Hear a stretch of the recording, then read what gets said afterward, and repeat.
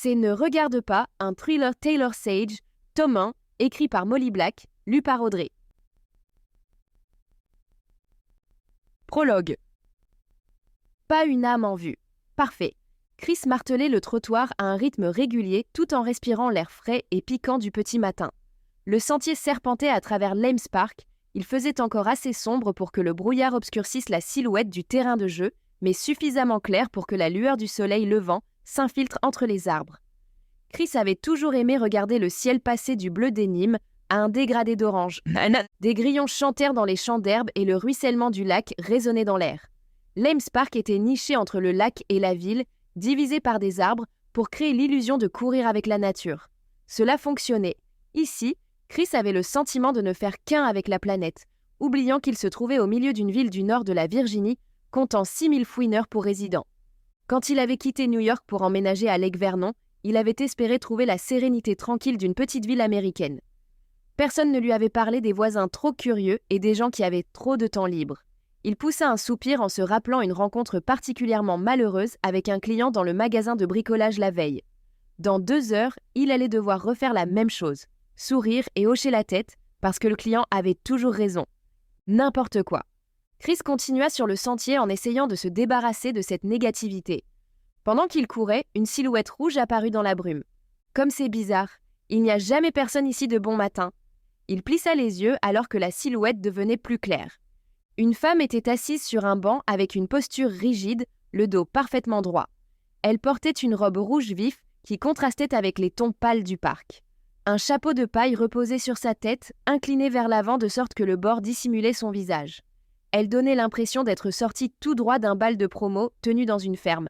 Mais l'année scolaire était loin d'être terminée. Les adolescents de la ville devraient-ils tous être en train de dormir à cette heure-ci. D'ailleurs, cette femme n'avait pas l'air d'être ivre ou évanouie. Elle ressemblait plutôt à un moine en pleine méditation, si on ne tenait pas compte de sa tenue étrange. Chris passa à côté d'elle en continuant son jogging. Ce n'était pas ses affaires. Il fallait rendre justice aux urbanistes de la ville, ce parc était formidable. Alors que le soleil apparaissait au-dessus des arbres, son reflet ondulait sur le lac comme une peinture à l'aquarelle. Il avait été judicieux de construire un sentier bordant l'étendue d'eau afin que les résidents de la ville, ou du moins l'un d'entre eux, puissent l'apprécier chaque jour. Il fallut à Chris une autre demi-heure pour atteindre l'extrémité de l'allée, puis il se mit à faire demi-tour à ce moment-là. L'aube était complètement révolue. Il aurait souhaité qu'elle dure éternellement et qu'il n'ait pas à retourner à sa vie sans intérêt. Mais cela lui permettait de ramener de quoi manger.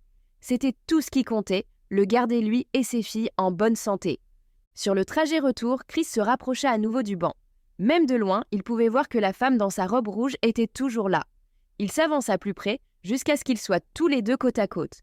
Il était passé par là il y a au moins 1 heure. Elle n'avait pas bougé d'un poil. Un mauvais pressentiment lui noua l'estomac. Comme Chris avait 2 filles, il n'avait jamais été du genre à abandonner des jeunes femmes vulnérables là où elles pouvaient être blessées. Seule ici toute la nuit, elle avait de la chance de ne pas avoir été embarquée par un prédateur de banlieue. Avec prudence, il l'examina de plus près. Elle était encore plus immobile que le lac tranquille derrière lui. Est-ce d'ailleurs une personne? Ou s'agit-il d'un mannequin? Un adolescent était-il en train de faire une farce? Les mains de Chris devinrent moites. Il fallait qu'il prenne une décision. Je vais simplement lui demander si elle va bien. Sois un bon samaritain. « Excusez-moi, mademoiselle » demanda-t-il délicatement, comme en s'adressant à un animal nerveux. Mais il voulait absolument éviter de lui faire penser que c'était lui le danger. Aucun mouvement, aucun mot. Un corbeau se mit à croasser en volant au-dessus de leur tête. « Hé, vous devriez vous réveiller » dit-il en faisant un pas de plus. Les pieds plutôt grands de la femme étaient sourés dans des chaussures noires à talons et sa peau était pâle comme de la craie. Des poils épais sombres recouvraient sans rang ses jambes fines. Il n'avait jamais vu une pilosité aussi abondante sur les jambes d'une femme. Ses genoux semblaient trieux et secs, comme s'ils allaient y s'effriter au moindre contact. « Et ça, est-ce que ce sont des hématomes ?»« Eh oh !» dit Chris en insistant. « Vous allez bien? Voulez-vous que j'appelle quelqu'un ?» Sa main alla instinctivement trouver son téléphone, comme s'il s'agissait d'un pistolet, bien rangé dans la poche de son short de jogging. Aucune réponse. Chris jeta un coup d'œil par-dessus son épaule. Ils étaient toujours seuls. Une partie de lui avait envie de déguerpir pour aller chercher de l'aide ailleurs, mais il se rendit vite compte que c'était absurde. Il ne s'agissait que d'une femme en piteux état qu'il devait aider maintenant. « Mademoiselle, ce n'est pas prudent pour une fille d'être ici toute seule, » dit Chris.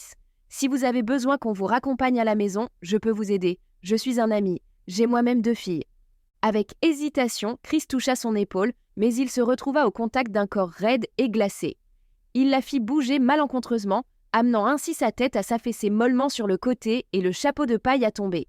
Le sang de Chris se glaça dans ses veines. Il ne s'agissait nullement d'une femme. Un homme mort sans quasiment aucun poil sur le visage le regardait fixement avec des yeux ouverts et sans vie. Du rouge à lèvres était étalé sur la figure et sa bouche était tirée en arrière avec du ruban adhésif pour former un large sourire sinistre. Chris se mit à hurler et bondit en arrière. Son téléphone tomba par terre et se fissura sur le béton. Alors qu'il tâtonnait le sol pour le trouver, il n'arrivait pas à quitter l'homme mort des yeux. Et il savait très bien que rien ne lui ferait oublier cette vision, pas même s'il s'enfuyait d'ici en courant à toute vitesse. Chapitre 1. Souris simplement, peu importe à quel point tu veux fuir. L'agent spécial Taylor Sage fit bonne figure alors que son mari fermait la porte de leur nouvelle maison. « Bon chéri, nous y voilà !» dit Ben en laissant échapper un soupir de satisfaction. Avant de rencontrer Ben, Taylor n'avait pas imaginé se poser depuis des années. Pas depuis qu'elle était un agent junior naïf, récemment sorti de l'académie du FBI dans l'Oregon. Parfois, leur vie tranquille, leur bonheur, lui paraissait incongru, et l'envie de s'enfuir qui refaisait surface l'appelait à disparaître dans la nuit. Mais elle ne pouvait pas faire ça à Ben. Pas une nouvelle fois. « Les déménageurs ne seront pas là avant demain, » dit-il en passant son bras autour de ses épaules, l'enveloppant de chaleur. Ben était aisément l'homme le plus séduisant et le plus attachant qu'elle avait jamais connu. Avec ses cheveux bruns courts et ses yeux chocolat, il ne manquait jamais de la faire fondre. « Ah ça te dit de faire une visite convenable de notre nouvelle maison avant qu'elle ne soit remplie de notre bazar ?»« Notre bazar ?» dit Taylor en levant un sourcil. Ben éclata de rire. « Oui Taylor, quand tu as accepté de m'épouser, mon bazar est aussi devenu le tien. » Il fit un clin d'œil et glissa sa main dans la sienne pour l'entraîner dans leur salon décloisonné. « Bien vu, » marmonna Taylor. Leur maison précédente à Portland avait été la première de Ben, et Taylor y avait emménagé après leur mariage. Elle avait eu un peu de mal à séparer ses affaires à lui des siennes.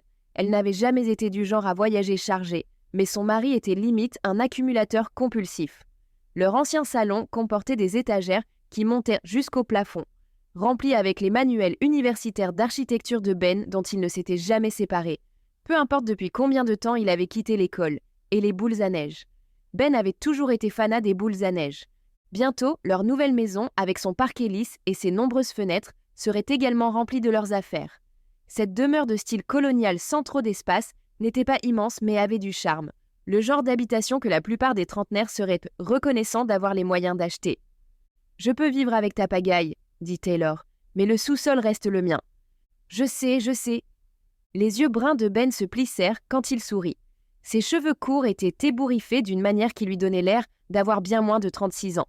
« Ton espace de travail sera impeccable, ne t'en fais pas. » Bien, Taylor avait besoin d'un lieu irréprochable pour réfléchir lucidement.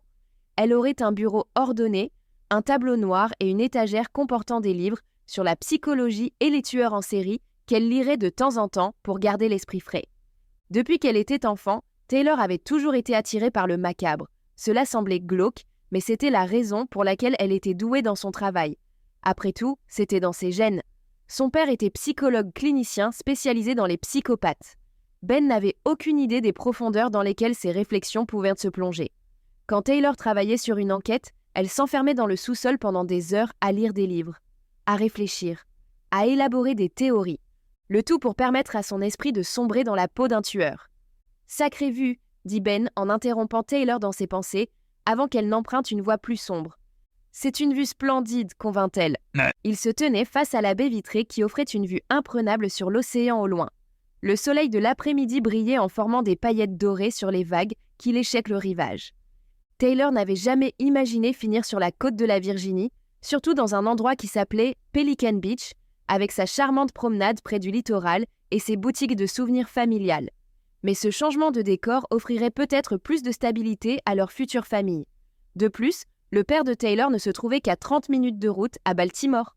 Peut-être qu'ici, dans cette maison idyllique donnant sur l'océan, avec des nouveaux emplois et des nouveaux amis, ils trouveraient tous les deux du réconfort, et l'envie de Taylor de s'enfuir disparaîtrait à jamais. « Hé !» dit Taylor avec un sourire en serrant la main de Ben, ses yeux dans les siens. « Je suis vraiment heureuse d'être ici. » Moi aussi, ça va être génial, répondit-il en serrant sa main en retour. Au fait, on ira à la plage plus tard. Je nous ai préparé une surprise. Une surprise? Ben fit un clin d'œil espiègle. Oh mon Dieu! Les surprises de Ben allèrent généralement de célébrations au bistrot à des événements complètement inattendus, imprévisibles, bizarres et parfois malheureux. Du moment qu'il ne s'agit pas d'un rendez-vous à un autre salon de tatouage au henné, murmura Taylor, ce qui fit glousser Ben. Je ne te promets rien. Ils se rendirent à l'étage où 3 chambres vides les attendaient. Ils s'arrêtèrent devant la plus petite d'entre elles au bout du couloir. Peut-être que celle-ci accueillera nos tout petits un jour, dit Ben. Taylor ferma les yeux et imagina des murs bleu layette avec un berceau, jusqu'à ce que... Des éclaboussures de sang sur les jouets, un mobile pour bébé en train de tourner. Elle prit une inspiration et s'efforça de revenir au moment présent. Son cœur battait la chamade dans sa poitrine. Ben fronça les sourcils d'inquiétude, sa main toujours placée dans le bas de son dos. Tout va bien? Elle sentit sa poitrine se comprimer alors que les images la bombardaient. Cette scène de crime à Portland avait été particulièrement épouvantable. Des enfants? Pourquoi fallait-il que ce soit sans des enfants? Tiens le coup, Sage! De la bile monta dans la gorge de Taylor. Quand elle avait accepté ce nouveau travail à Quantico et qu'elle avait appris qu'elle déménagerait à Pelican Beach, elle avait bêtement espéré que ces fantômes cesseraient de la suivre. Mais évidemment pas.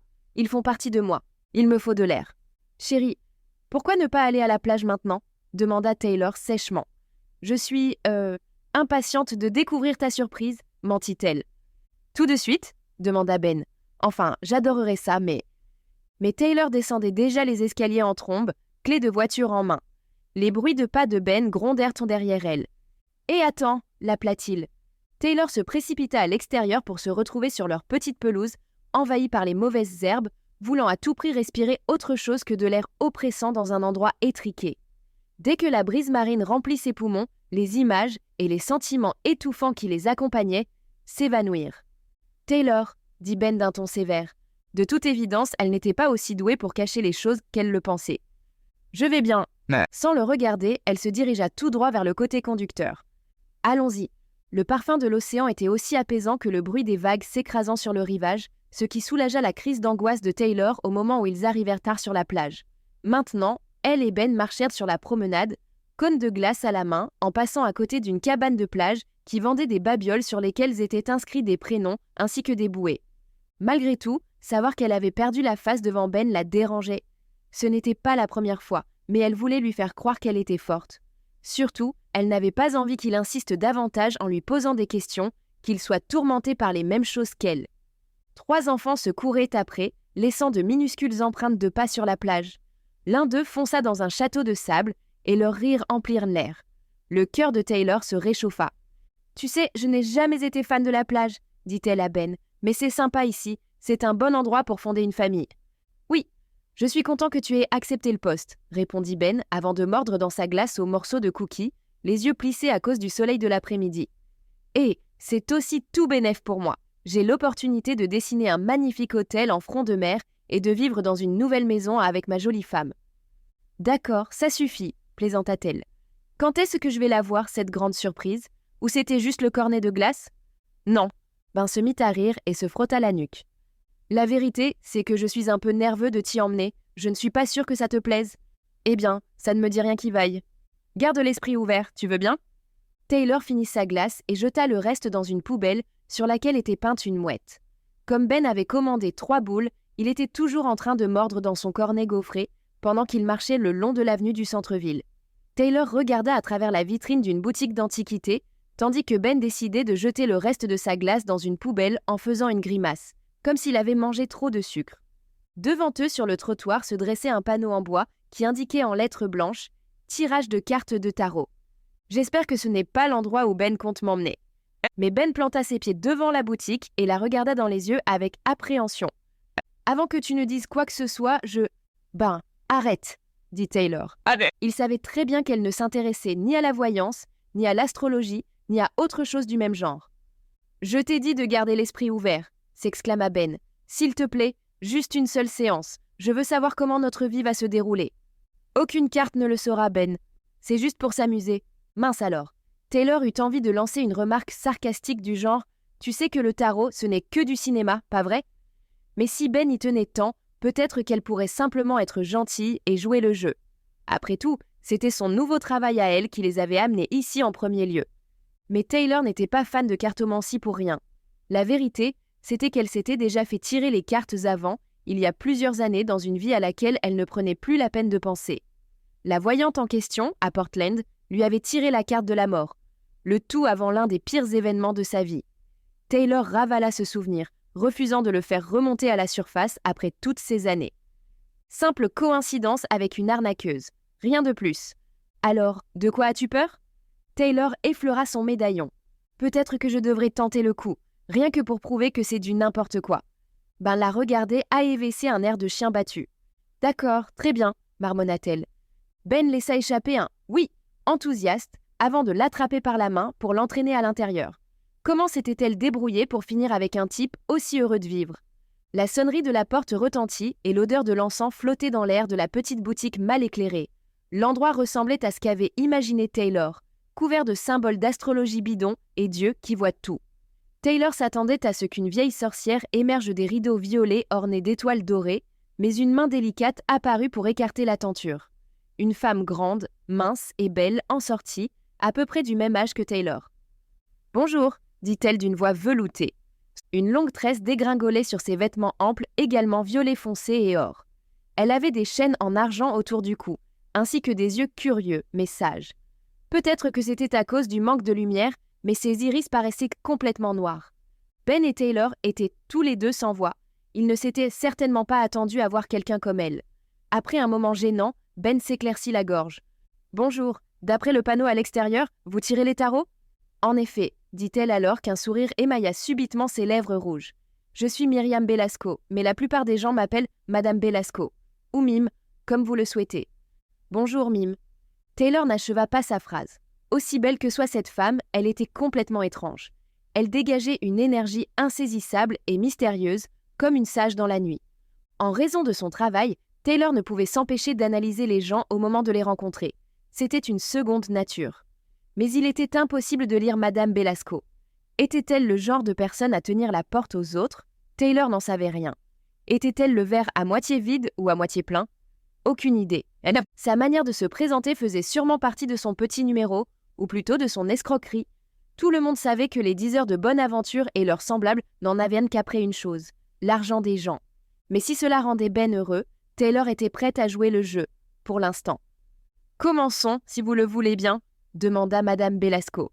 Taylor et Ben se retrouvèrent à l'arrière de la boutique, assis en face de Madame Belasco, autour d'une petite table ronde, avec des bougies allumées tout autour d'eux. Une lueur chaleureuse émanait des flammes, se reflétant sur la boule de cristal située sur le côté. Encore plus étrange, un crâne était délibérément placé face à eux, et ses orbites noires n'arrêtèrent pas de distraire Taylor, pendant que Madame Belasco battait les cartes. « L'un de vous s'est-il déjà fait tirer les cartes ?» demanda-t-elle. La mâchoire de Taylor se crispa. Ben attendit qu'elle réponde, puis se lança en premier. « Oui, moi, plusieurs fois. »« C'est génial, » dit Belasco. « Et vous, Madame Sage ?»« Non, » laissa échapper Taylor dont l'inconfort se faisait sentir. C'était une mauvaise idée. « Fascinant !» s'exclama Belasco. « Je suis toujours ravie de faire découvrir aux nouveaux venus le monde du tarot. Puis-je vous demander vos noms ?»« Taylor Sage et Ben Chambers, » dit Ben. Taylor avait gardé son nom quand il s'était bimarié. Non pas que celui de Ben lui déplaise, mais son père n'avait jamais eu de fils, et elle voulait que le nom de Sage continue avec elle. « Mais on est mariés, » ajouta Ben. Madame Belasco lui adressa un sourire avant de se tourner vers Taylor. « Je ressens de l'hésitation de votre part, Madame Sage. L'interprétation des cartes de votre époux vous permettra sans doute d'apaiser votre esprit. »« Certainement, » murmura Taylor. Madame Belasco se tourna vers Ben avec un sourire chaleureux dont Taylor se méfiait. « Bon, voulez-vous poser une question aux cartes ? Ou préférez-vous une interprétation générale ? » Eh bien, je n'ai pas envie d'en dire trop, mais je viens de prendre une grosse décision. Je voudrais savoir, qu'apportera cette décision ? Bien sûr, Taylor savait qu'il faisait référence au déménagement, mais Belasco ne pouvait en aucun cas le deviner. Madame Belasco ferma les yeux en battant les cartes une nouvelle fois avant de les remettre à Ben pour qu'il les mélange lui-même. Puis, elle lui demanda de placer le paquet sur la table où elle le sépara en 3 piles. Elle tira la carte dessous le premier paquet et la retourna. « Captivant, dit Belasco. Vous avez l'étoile à l'endroit pour la carte de votre passé. Cela signifie espoir et réjuvénation. C'est un bon signe pour votre grosse décision, Monsieur Chambers.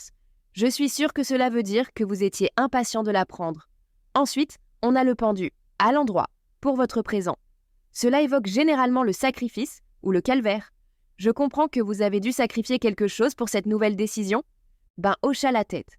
D'une certaine manière, oui, mais c'était un sacrifice positif. Taylor lui lança un sourire aux lèvres serrées. Elle savait combien il aimait leur ancienne maison. Et enfin, dit Belasco avant de laisser ses mots en suspens. Son air chaleureux devint légèrement plus froid. On a les amoureux, à l'envers, pour votre avenir. Cela signifie une perte d'équilibre, ou peut-être de la partialité. Taylor ne put s'empêcher de se sentir agacé devant le silence de Ben. Il ne pouvait sûrement pas penser que cela avait un lien avec elle. Bien sûr, elle ressentait également un peu de culpabilité, parce qu'il y avait effectivement des choses qu'elle cachait à son mari. « Qu'est-ce que cela veut dire dans l'ensemble » demanda Ben. Les yeux de Belasco se plissèrent quand elle sourit. « D'après mon interprétation, il y a pas mal d'espoir pour votre avenir, et vous avez sacrifié beaucoup de choses pour arriver là où vous êtes. Malheureusement, les cartes semblent croire qu'il peut y avoir une période d'ajustement qui pourrait ne pas être facile. Cela dit, ce n'est pas du tout une lecture négative, Monsieur Chambers.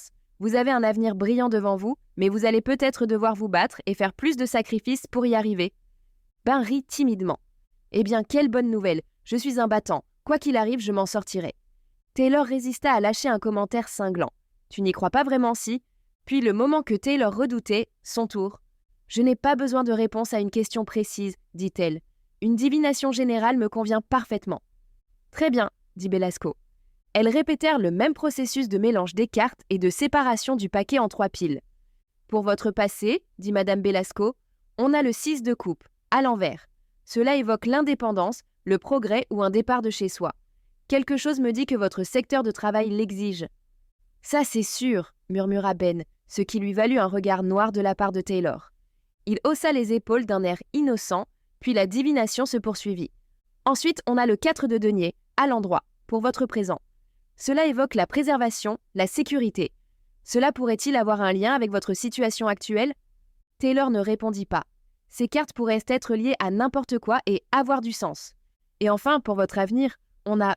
Les yeux de Madame Belasco brillèrent à cause des flammes et elle leva la tête vers Taylor avec un air grave. « Bonté divine, je suis vraiment désolée de vous dire ça, Madame Sage, mais la carte de votre avenir est celle de... » Elle retourna une carte représentant la faucheuse.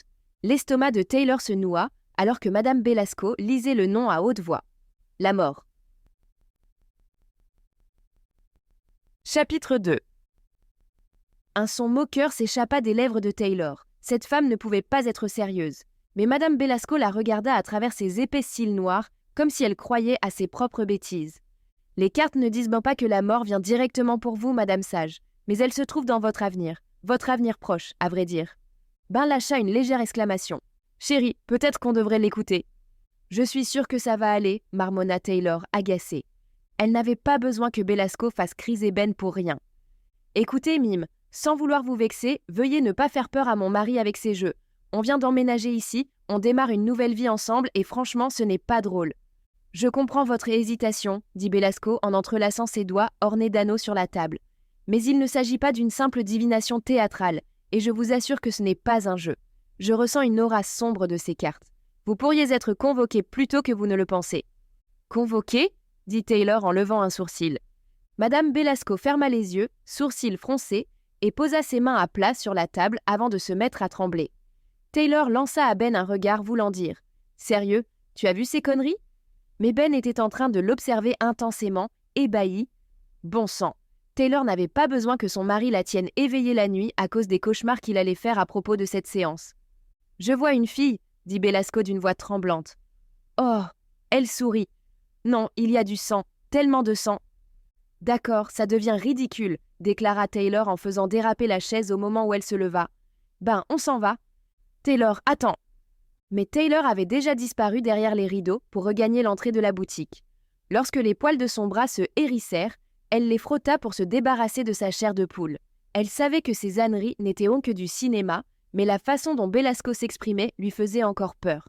Pour être honnête, elle ne comprenait pas pourquoi ces gens ne se contentaient pas simplement du métier d'acteur, leur performance pourrait être sacrément convaincante. Ben sortit, l'air à bout et en sueur, suivi de Madame Belasco, qui semblait aussi calme qu'une marionnette de ventriloque. Taylor fourra ses mains dans les poches de son short. « Vous prenez uniquement les espèces, ou vous acceptez aussi les cartes de crédit ?» Belasco prit place derrière la caisse au comptoir. Elle parcourut Taylor des yeux, lui donnant à nouveau la chair de poule avant de répondre. « Aucun paiement n'est nécessaire. Je vous demande seulement de réfléchir à ce que les cartes ont dit aujourd'hui. » Abasourdi, Taylor ne répondit pas.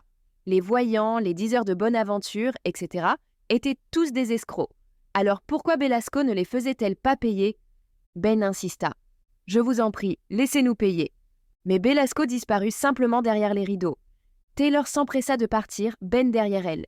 Le soulagement l'envahit lorsqu'elle sortit de la boutique froide et humide pour se retrouver dans la chaleur de la rue, ravie de s'éloigner de l'odeur de l'encens qui irritait ses narines. « Ne crois-tu pas que c'était un peu malpoli ?» dit Ben.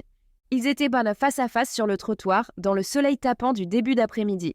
Exaspérée, Taylor jeta ses bras en l'air. « Je suis désolée si je t'ai mis dans l'embarras, Ben, mais c'était un peu trop. Je n'apprécie pas d'entendre que la mort se trouve dans mon avenir de la part d'une femme qui n'arrive pas à prédire les 5 prochaines minutes devant elle. Eh bien, peut-être que c'est vrai. Ne sois pas ridicule.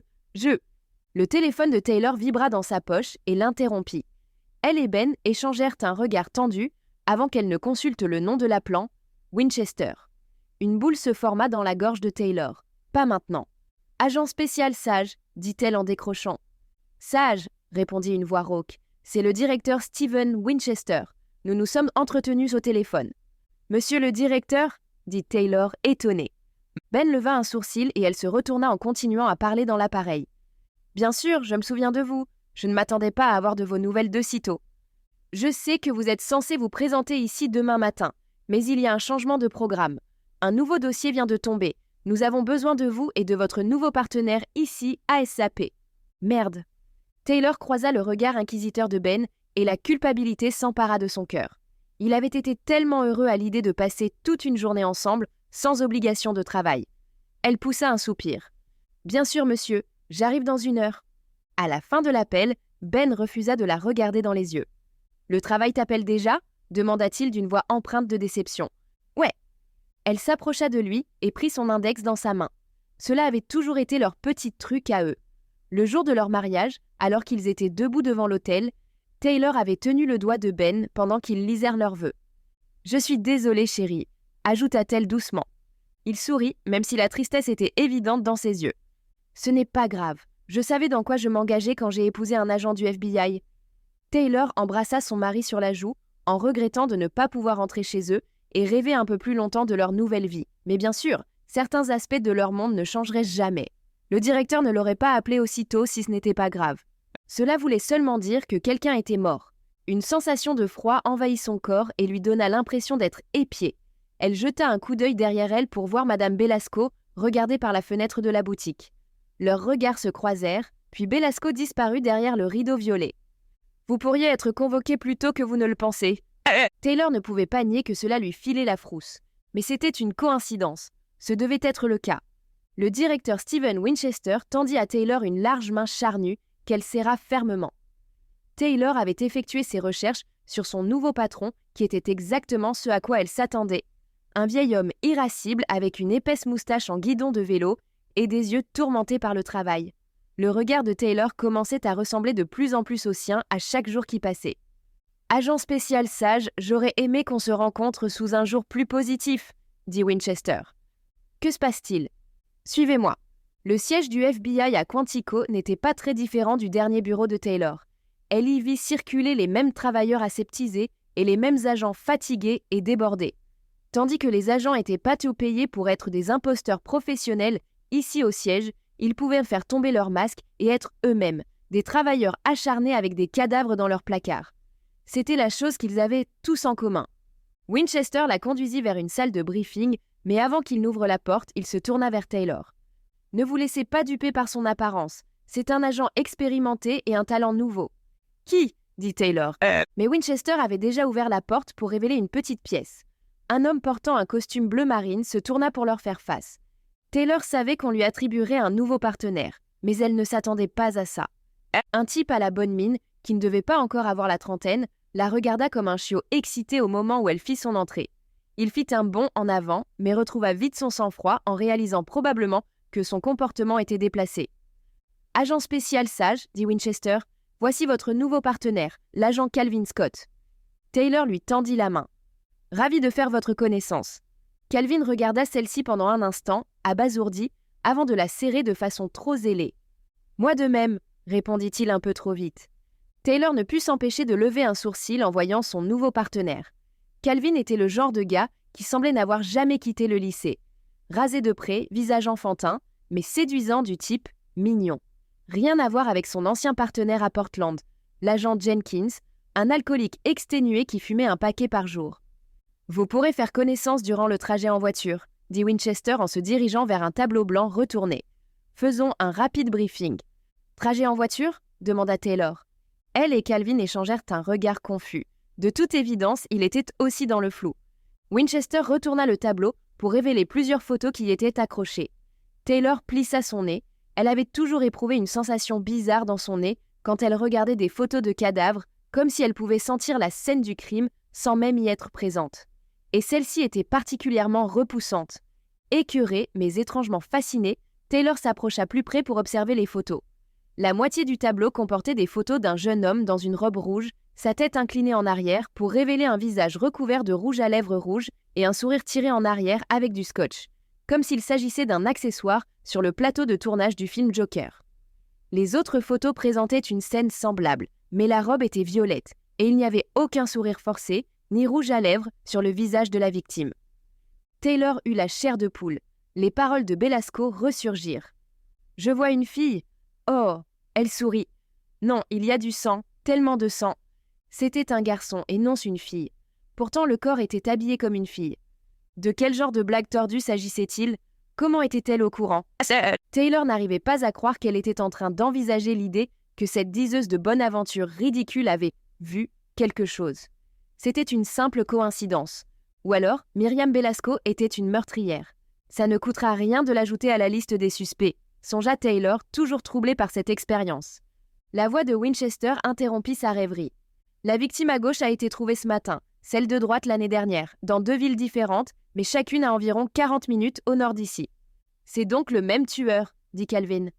Peut-être, ou un imitateur, ou quelqu'un qui n'a aucun lien. Le problème, c'est qu'on a 2 crimes semblables, dans 2 lieux semblables, mais elles ne sont pas tout à fait identiques. Taylor s'approcha encore plus pour examiner silencieusement les photos. Les robes étaient différentes. La victime numéro 1 portait quelque chose que la grand-mère défunte de Taylor aurait porté, tandis que la victime numéro 2 avait une robe de bal de promo d'une lycéenne. Mais il y avait autre chose. Les 2 photos présentaient 2 scènes objectivement similaires et pourtant, quelque chose paraissait étrangement bizarre à leur sujet. La première victime semblait sale, répugnante à vrai dire, comme un sans-abri qu'on avait fourré dans une robe. La seconde victime donnait l'impression que son corps avait été nettoyé avant d'être soigneusement habillé, de la même manière qu'un thanatopracteur pourrait préparer un cadavre à être vu. À part le rouge à lèvres étalé sur son visage, il avait l'air d'une poupée de porcelaine. Le premier crime était désordonné, dit Taylor sans le vouloir, ses yeux toujours rivés sur la première victime. Le tueur pourrait devenir plus ambitieux, ajouta Calvin. Vous savez comme ils démarrent toujours petits et montent en puissance. Ils commencent par tuer des petits animaux en étant gamins, puis ils font du mal à d'autres enfants dans la cour de récré. D'ailleurs, il est courant de voir des tueurs se louper la première fois. La voix de Calvin s'éteignait au fur et à mesure que le regard de Taylor se focalisait sur les photos. Le reste du monde s'effaça. Elle examina attentivement le décolleté, le torse, les bras et enfin, les mains. La première victime avait de la saleté sous les ongles. Ceux de la seconde victime étaient impeccables. Aussi, victime 1 arborait un anneau plutôt bas de gamme à l'index, mais victime 2 avait une marque de bronzage à l'annulaire de sa main gauche. Le cœur de Taylor se mit à battre plus vite, comme à chaque fois qu'elle trouvait un indice potentiel. « Les victimes s'étaient-elles mariées ?» demanda-t-elle à Winchester en interrompant Calvin. « Fiancées » répondit Winchester. « Robe rouge en tout cas. Quant à l'homme à la robe violette, eh bien, on ne sait toujours pas grand-chose sur lui. Mais Robe rouge était tout juste fiancé à son amour de lycée. Où est donc son anneau de fiançailles ? En une enjambée fluide, Winchester se trouva devant la photo qu'il examina de plus près, les sourcils froncés. « Eh bien, dites donc, bien vu sage, je vois qu'on ne racontait pas n'importe quoi sur votre réputation. » Calvin jeta également un coup d'œil aux photos. « Mince, vous avez raison, je n'ai pas vu ça. » Taylor n'avait pas eu l'intention de frimer. Elle hocha la tête timidement. Elle s'intéressait toujours aux plus petits détails. La question consistait désormais à déterminer si l'anneau avait été enlevé post-mortem ou s'il l'avait retiré lui-même. Taylor soupçonnait cette dernière hypothèse, étant donné que Victime 1 portait toujours son anneau, même si ce n'était pas une alliance, mais il fallait qu'elle en sache plus sur Victime 2 avant de tirer des conclusions. Après tout, les victimes révélaient toujours quelque chose à propos de leur tueur. « Bon, continuez comme ça », dit Winchester. « Le peu qu'on sait sur la première victime se trouve ici. » Il tendit un fin dossier en papier craft à Taylor. Elle résista à l'envie de l'ouvrir tout de suite, vu que Winchester n'avait pas encore fini de parler. « Nous n'avons pas encore complètement examiné la nouvelle scène du crime. Tout le reste est dans ce dossier. J'ai demandé que la scène ne soit pas perturbée jusqu'à votre arrivée, afin que vous puissiez évaluer la situation en direct. » « Attendez, dit Taylor, le corps est toujours là-bas ? Oui, ce qui veut dire que ce pauvre bougre est en train de rôtir au soleil et qu'il faut que vous vous mettiez en route. Tout de suite, balbutia Calvin, mais Taylor était déjà à la porte. C'était sa vocation, sa raison d'être. Aussi glauque soit-il, rien ne la dérangeait et ne l'emballait plus que de voir une scène de crime pour la première fois. « Tu as entendu le patron, Scott, dit Taylor. Dépêche-toi, c'est toi qui conduis. » Chapitre 3. Nous espérons que vous avez apprécié cet aperçu. Pour continuer à écouter ce livre audio sur Google Play Livres, utilisez le lien dans la description de la vidéo.